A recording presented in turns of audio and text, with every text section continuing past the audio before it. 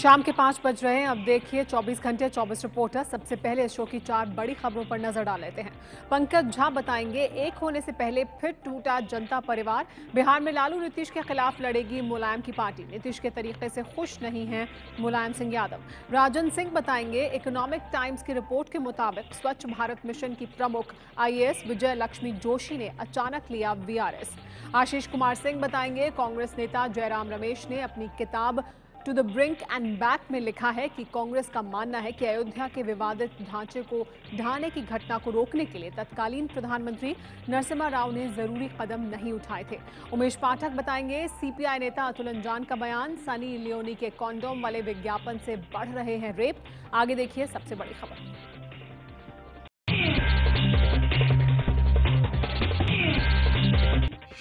बिहार चुनाव से पहले जनता परिवार टूट गया। मुलायम सिंह यादव की पार्टी ने कम सीटें देने के विरोध में JDU और RJD गठबंधन से अपना नाता तोड़ लिया। समाजवादी पार्टी के संसदीय दल की बैठक में यह तय किया गया कि बिहार में पार्टी अकेले चुनाव लड़ेगी। पार्टी के महासचिव राम गोपाल यादव ने आरोप लगाया कि गठबंधन में उनकी पार्टी को अपमानित किया गया। कार्यकर्ताओं की भावनाओं का सम्मान करते हुए पार्टी ने एक सम्मानजनक तरीके से अपने बलबूते पर चुनाव लड़ने का फैसला ले लिया है। बिहार के कुल 243 में से 100 सीटें नीतीश की पार्टी JDU और 100 सीटें लालू यादव की पार्टी RJD और 40 सीटें कांग्रेस को दी थी। 3 सीटें जो NCP को दी गई थी वो बाद में समाजवादी पार्टी को दे दी गई। बाद में लालू यादव ने अपने कोटे से 2 और सीटें समाजवादी पार्टी को दी थी।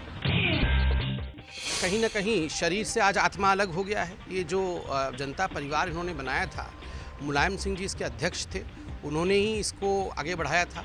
और आज जब ये अलग हुए हैं तो इसका एक अर्थ यही निकलता है कि मुलायम सिंह यादव जी जनता परिवार के जो कद्दावर अध्यक्ष थे, उन्होंने सेंस किया है कि डिफीट होने वाला है, कि हार होने वाली है।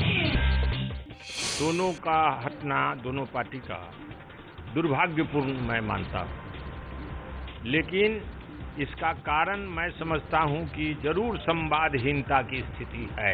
हम लोग बुझते हैं कि सब नेता लोग परामर्श करके निर्णय करते हैं, लेकिन ये 2 आदमी बैठकर निर्णय कर लेते। बात करेंगे झाजी से तो बिना हमसे बतियाए हुए निकल गए, ये तो ठीक बात नहीं।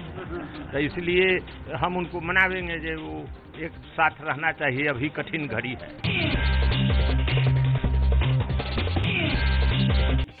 बिहार चुनाव से पहले लालू यादव को लगा झटका।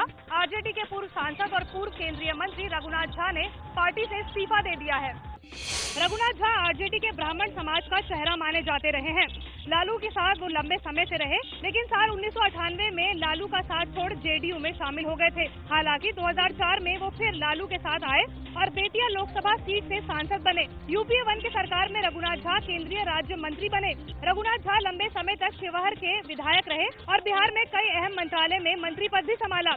शिवहर में साल 1972 में पहली बार रघुनाथ झा विधायक चुने गए। साल 1990 में लालू के साथ वो भी मुख्यमंत्री पद की दौड़ में शामिल थे, लेकिन ज्यादा विधायक लालू के पक्ष में खड़े हो गए। मैं तो जनता के आपके माध्यम से जनता से माफी मांगना चाहता हूं कि मैं गलत किया था कि 1990 में मुख्यमंत्री का उम्मीदवार बना था, जिस कारण से लालू यादव बिहार के मुख्यमंत्री बन गए और अहंकार के मद में चूर हैं। माना जा रहा है कि रघुनाथ झा मुलायम की पार्टी में जा सकते हैं। मुलायम की पार्टी नीतीश और लालू के खिलाफ बिहार में अकेले चुनाव लड़ेगी। बिहार में परमानेंट नौकरी मांगने वाले कर्मचारियों को नीतीश ने दी सड़क पर लाने की धमकी। समस्तीपुर की सभा में बैनर के साथ स्थायी नौकरी मांगने वालों को जमकर हड़काया। कल बिहार के समस्तीपुर में मुख्यमंत्री नीतीश कुमार पॉलिटेक्निक कॉलेज का शिलान्यास करने के बाद एक सभा को संबोधित कर रहे थे। इसी सभा में सांख्यिकी विभाग में काम करने वाले टेम्पररी यानी अस्थायी कर्मचारी बैनर के साथ अपनी नौकरी को पक्की करने की मांग कर रहे थे। कर्मचारियों के इस मांग पर नीतीश भड़क गए। आप लोगों के पैनल को डिसॉल्व करने का प्रस्ताव मेरे पास आया हुआ था, हम ही रोक दिए, नीचे करो नहीं तो जाके दस्तखत कर देंगे। तो इस सड़क पर आ जाओगे टहलते हुए, समझे ना? ज्यादा होशियार मत बनो। सांख्यिकी सेवक सरकारी कामकाज में हिस्सा लेते हैं। ये जनगणना, वोटर लिस्ट में सुधार जैसे सरकारी कामों में घूम घूम कर मदद करते हैं। पक्की नौकरी की मांग करने वाले सांख्यिकी विभाग के अस्थायी कर्मचारियों को नीतीश की धमकी पर बीजेपी ने नीतीश कुमार को तानाशाह सीएम बताया। जेडीयू ने कहा अभिभावक की तरह नीतीश ने लोगों को समझाया। इस तरह का तानाशाह मुख्यमंत्री मैंने अपनी जिंदगी में नहीं देखा। इनकी जो जमीन बिल्कुल खिसक गई है, जिससे बौखलाहट में, घबराहट में है। गार्जियन जो होता है बिहार का या इस राज्य का, उस गार्जियन ने अपने अभिभावक का परिचय देते हुए उन्होंने अपने लोगों को सही बात बताने का काम किया। जेडीयू ने कहा कि शिक्षकों और कर्मचारियों के विरोध प्रदर्शन के पीछे बीजेपी है। आरजेडी ने भी नीतीश कुमार की सभा में बैनर के साथ पक्की नौकरी की मांग करने वालों को ही गलत ठहरा दिया। पीएम मोदी के स्वच्छ भारत मिशन को बड़ा धक्का लगा है। मिशन की प्रमुख और गुजरात कैडर के आईएएस अधिकारी विजय लक्ष्मी जोशी ने अचानक रिटायरमेंट ले लिया है। विजय लक्ष्मी जोशी 1 साल से स्वच्छ भारत मिशन पर काम कर रही थी। आईएएस अधिकारी के तौर पर उनका कार्यकाल अभी 3 साल बचा हुआ था, लेकिन उन्होंने अचानक वीआरएस यानी स्वेच्छा से रिटायरमेंट का आवेदन भेज दिया। उनके आवेदन को पीएमओ ने मंजूरी भी दे दी है। सूत्रों के मुताबिक कैबिनेट सेक्रेटेरिएट में हुई अधिकारियों की बैठक में स्वच्छ भारत मिशन की समीक्षा की गई थी, जिसमें पीएमओ की तरफ से कहा गया कि अभियान अपेक्षित तरीके से नहीं चल रहा है, बल्कि सिर्फ कागजों पर दिखाई दे रहा है। हालांकि अब तक विजय लक्ष्मी ने अपने वीआरएस के पीछे व्यक्तिगत कारणों का ही जिक्र किया है, लेकिन एक वजह स्वच्छ भारत मिशन में अपेक्षित सफलता न मिलना हो सकता है। हाल ही में केंद्रीय गृह सचिव के पद से एलसी गोयल ने भी अचानक रिटायरमेंट ले लिया था और इसको लेकर भी सवाल उठ रहे थे। आईएएस अधिकारी विजय लक्ष्मी जोशी के अचानक वीआरएस लेने पर कांग्रेस ने मोदी सरकार को घेरा। कांग्रेस ने कहा कि मोदी सरकार काम करने वाले अफसरों को काम नहीं करने दे रही। जो अधिकारी सही काम करना चाहेगा, जो अपनी आवाज उठाएगा और जो इनकी बात नहीं मानेगा, सही हो या गलत, तो उसको वीआरएस लेना पड़ेगा। आम आदमी पार्टी के प्रवक्ता आशुतोष ने कहा कि स्वच्छ भारत का मतलब अब समझ में आया है। भारत साफ करना नहीं है, ब्यूरोक्रेसी को ही साफ कर देंगे। इस वक्त जो आईएएस ऑफिसर्स हैं, उनके अंदर ज़बरदस्त तरीके से खौफजदा हैं। उनसे ज़बरदस्ती काम करवाने की कोशिश की जा रही है अपनी विचारधारा के हिसाब से। विजय लक्ष्मी जोशी के अचानक वीआरएस लेने से सवाल उठ रहे हैं कि आखिर केंद्र सरकार में महत्वपूर्ण पदों पर बैठे नौकरशाह इस तरह से नौकरी क्यों छोड़ते जा रहे हैं। कांग्रेस नेता मनीष तिवारी का आरोप, नरेंद्र मोदी भले ही देश के प्रधानमंत्री हों, लेकिन मोहन भागवत हैं सरकार के असली बॉस। ब्यूरोक्रेसी और बाकी दुनिया को ये संदेश देने के लिए ही हो रही है बीजेपी और आरएसएस की बैठक। श्री नरेंद्र मोदी देश के प्रधानमंत्री हो सकते हैं, पर असली बॉस मोहन भागवत है। ये सरकार एक कठपुतली की तरह 2 लोगों के हाथ में नाच रही है। एक तरफ तो राष्ट्रीय स्वयंसेवक संघ है, जो उसका कल्चरल, एजुकेशनल और सोशल एजेंडा कंट्रोल करती है, और दूसरी तरफ धनपशु हैं, जो सरकार का आर्थिक एजेंडा कंट्रोल करते हैं। तो बीजेपी आरएसएस की बैठक पर जारी है कांग्रेस के हमले। आगे बढ़ते हैं, बात करेंगे 1 रैंक 1 पेंशन की मांग कर रहे पूर्व सैनिकों की, जो सरकार के रुख से बेहद नाराज हैं।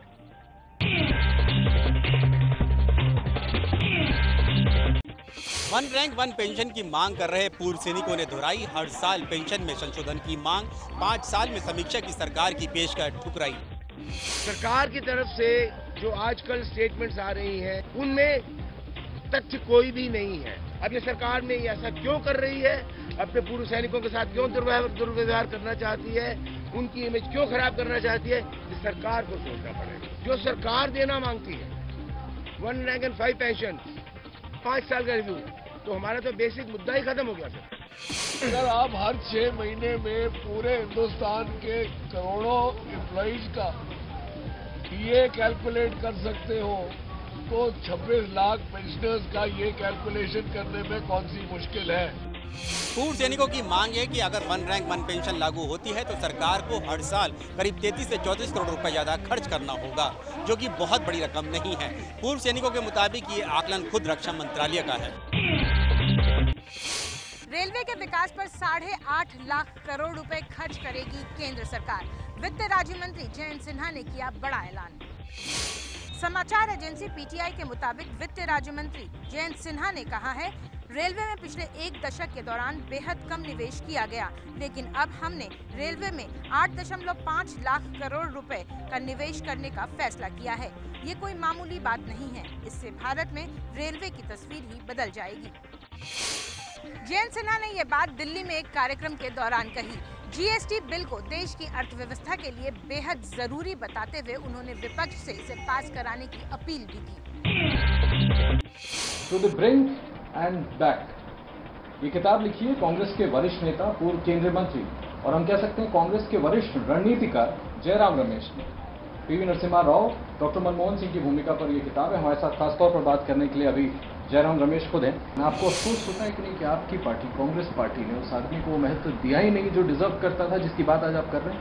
नहीं, देखिए, कांग्रेस पार्टी में मैं मानता हूँ, ठीक है, नरसिम्हा राव जी के प्रति कुछ सवाल उठे हैं। जिस तरीके से सीताराम केसरी जी ने 98 में उनका टिकट काटा, उसका मैंने जिक्र किया है।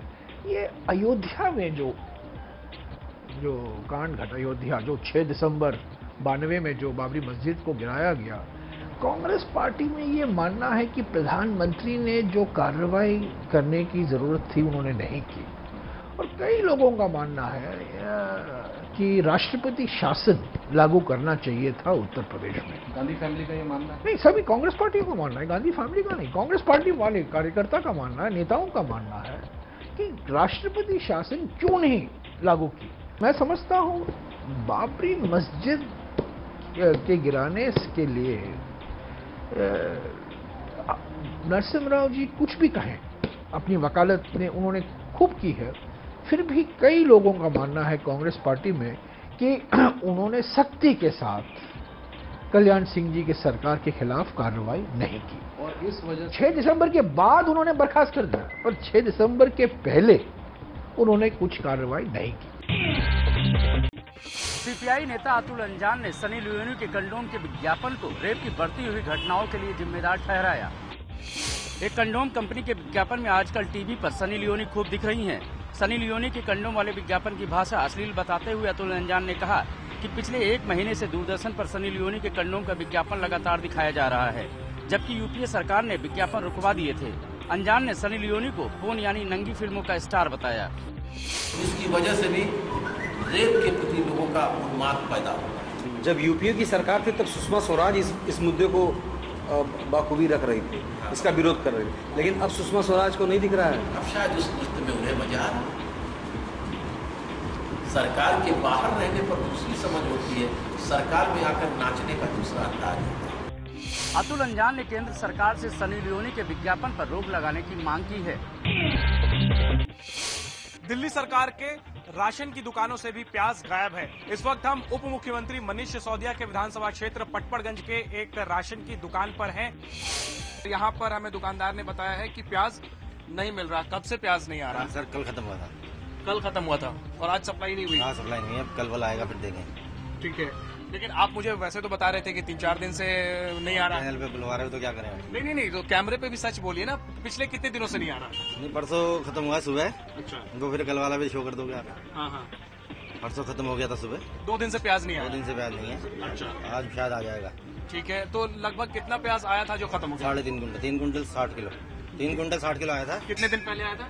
परसों आया था, मतलब पहले दिन आया था, तो परसों खत्म हो गया दोपहर में। अच्छा, मतलब एक दिन में 3.5 क्विंटल खत्म हो गया? एक दिन में 3.5 कुंटल खत्म हो गया। आए तो हमें मिला ही नहीं जब तक खत्म हो चुका था। और ये स्थिति उप मुख्यमंत्री मनीष सिसोदिया के विधानसभा क्षेत्र पटपड़गंज की है।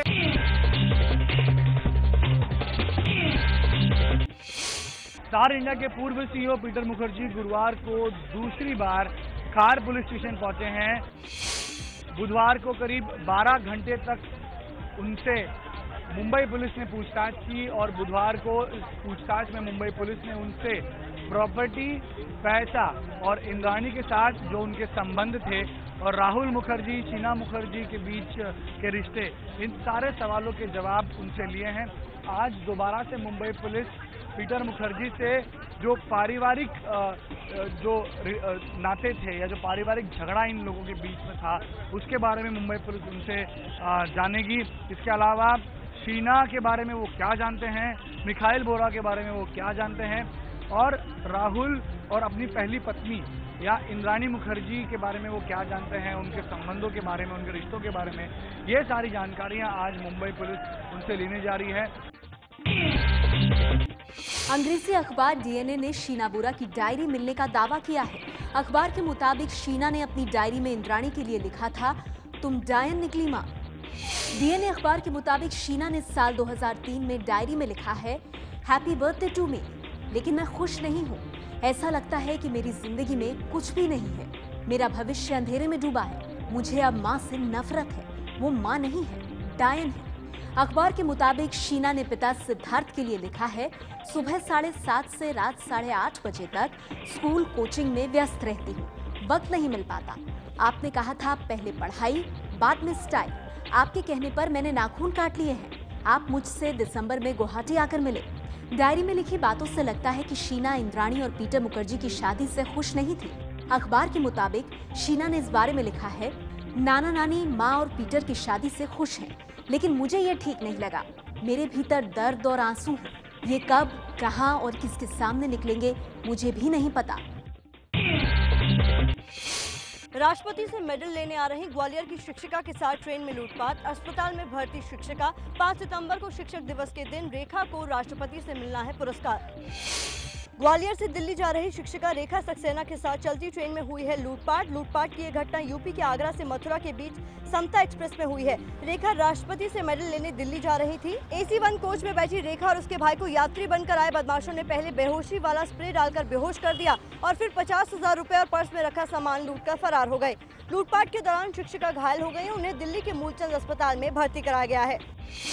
जाहिर है यूपी में कानून व्यवस्था का हाल तो बुरा है ही, लेकिन रेलवे अपने मुसाफिरों को सुरक्षित सफर का भरोसा कब दिला पाएगा।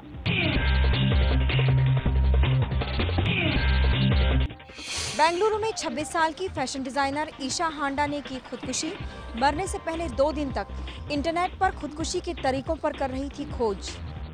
बेंगलुरु में ईशा नाम की एक फैशन डिजाइनर ने शोभा क्लासिक बिल्डिंग की 13वीं मंजिल से कूदकर खुदकुशी कर ली। ईशा के मोबाइल की जांच से पुलिस को पता चला है कि ईशा 2 दिन से गूगल पर खुदकुशी के तरीकों पर सर्च कर रही थी। इसके लिए उसने 89 वेबसाइट्स देखी थीं। इसी के बाद उसने 13 मंजिला इमारत से कूदकर खुदकुशी कर ली। ईशा की खुदकुशी की वजह का पता लगाने के लिए पुलिस ईशा के साथ काम करने वाले और उनके दोस्तों से पूछताछ कर रही है। उत्तर पूर्वी दिल्ली के वेलकम थाना इलाके में जन्मदिन के दिन 14 साल के स्वर्णिम ने की खुदकुशी। मां पिता के तलाक से दुखी होकर की खुदकुशी। ये तस्वीर है 14 साल के छात्र स्वर्णिम की। स्वर्णिम ने खुदकुशी कर ली। बताया जा रहा है कि वो अपने माँ बाप के तलाक से दुखी था।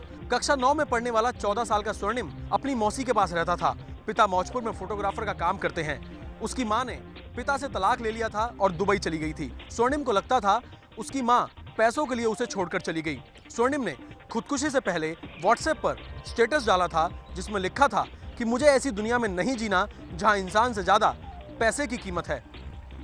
1 सितंबर को स्वर्णिम का जन्मदिन था। उसने अपने जन्मदिन के दिन ही अपनी जिंदगी खत्म कर ली।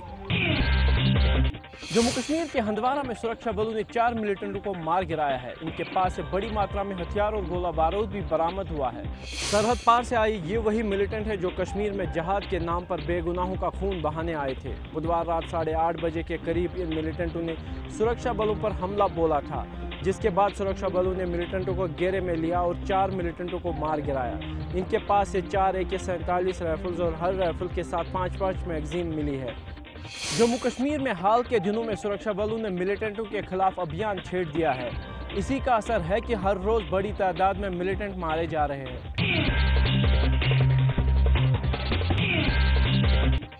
कानपुर में राष्ट्रीय स्तर पर मेडल जीतने वाला बॉक्सर कमल कुमार पेट पालने के लिए उठा रहा है कूड़ा करकट। बॉक्सर ने यूपी सरकार से नौकरी देने की मांग की है। कानपुर की सड़कों पर कूड़े की गाड़ी को खींच रहे हैं बॉक्सर कमल कुमार। कमल कुमार कभी अपने मुक्के की दम पर मेडल जीतते थे, लेकिन सरकारी उदासीनता के चलते एक टैलेंटेड बॉक्सर को कूड़ा उठाना पड़ रहा है।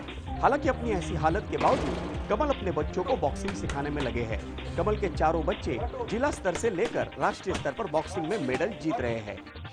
जो मैं अपना छवि अपने बच्चों में देख रहा हूँ, जो मैं न कर पाया बॉक्सिंग में इस देश के लिए, मेरे बच्चे मेरा सपना जरूर पूरा करेंगे। दुख तो होता है, दुख इस बात का होता है कि खेलने के बाद भी एक 4th क्लास की नौकरी भी ना मिली कहीं। हालात की ऐसी मार के बावजूद कमल का हौसला बना हुआ है। कमल की अब यही तमन्ना है कि उनके बच्चे भी विजेंदर सिंह और मेरी कोम की तरह देश का नाम रोशन करें।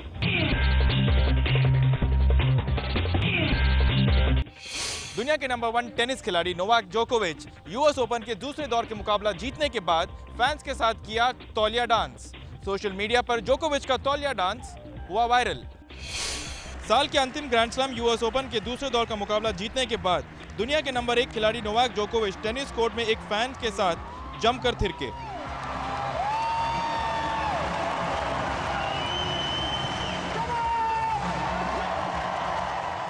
जोकोविच ने दूसरे राउंड में ऑस्ट्रिया के आंद्रेस हैदर मोरायर को 3 सेट तक चलते मुकाबले में 6-4, 6-1, 6-2 से हराया। जोकोविच ने 2011 में राफेल नडाल को हराकर यूएस ओपन का खिताब जीता था। अनिल कपूर, जॉन अब्राहम और श्रुति हासन की फिल्म वेलकम बैक कल होगी रिलीज। 2007 में आई फिल्म वेलकम की सीक्वल है वेलकम बैक। भाई मुंह बोला हो या सगा, अब उनके प्यार के बीच आया तो बीच से ही चीर डालेगा। अनीस बज़मी के निर्देशन में बनी कॉमेडी फिल्म वेलकम बैक कल बड़े पर्दे पर रिलीज होगी। फिल्म में अनिल कपूर, जॉन अब्राहम, नाना पाटेकर और श्रुति हासन प्रमुख किरदारों में हैं। फिल्म में नसीरुद्दीन शाह, परेश रावल और डिम्पल कपाड़िया का भी अहम रोल है। आपका अपना बेटा आपने बताया भी नहीं? बताने का क्या मतलब है? मेरा तो चाचा भी है, मेरा मामा भी है, उसके बारे में मैंने कभी भी आपको बताया? 2007 में आई अक्षय कुमार और कटरीना कैफ की फिल्म वेलकम काफी कामयाब रही थी। अब वेलकम बैक कितनी चलती है ये आने वाले वक्त में ही पता चलेगा।